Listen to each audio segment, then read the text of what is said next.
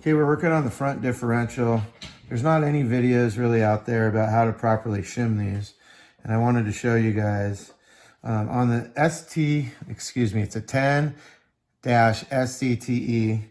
There's a 2.0, there's a 3.0, and then there's the regular standard, but they still use the same shim set. So I actually started to shim this one already, but I wanted to show you guys how you do them.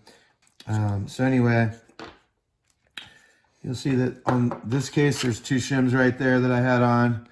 When you put this in with the bearing, you're gonna end up with some slop going left to right. So when you put this in, it's gonna go back and forth and be loose in here. And what you want is a nice tight snug. So it comes, usually your kits will come with shims.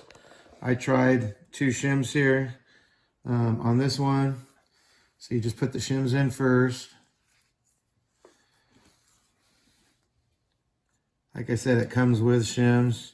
These are 0.020 metric. I did measure them. I'll measure again for you. Take your bearing, put it on,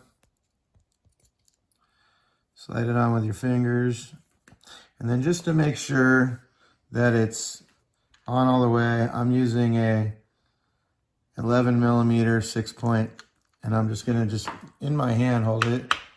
That's just gonna make sure it goes all the way down.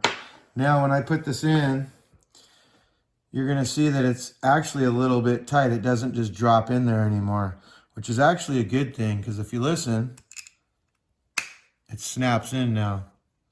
Now I know it's tight. If it snaps in, it's not gonna move side to side.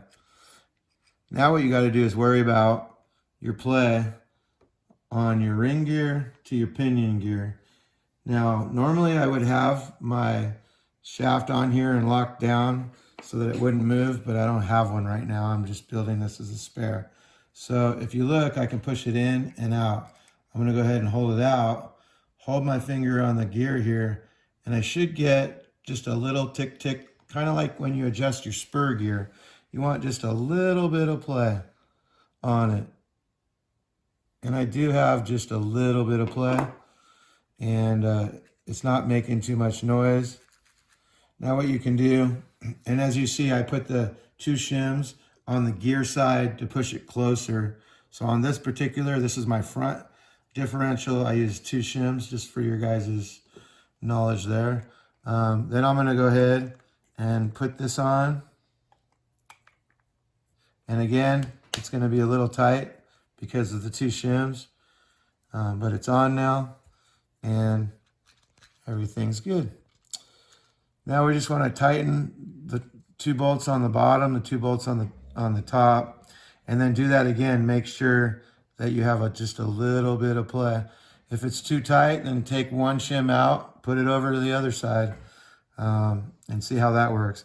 And following up with this video, I did want to mention that I did end up taking the 2 shims back off and doing 1 on each side. And for me, that was good. For the play, I wanted a little bit of movement.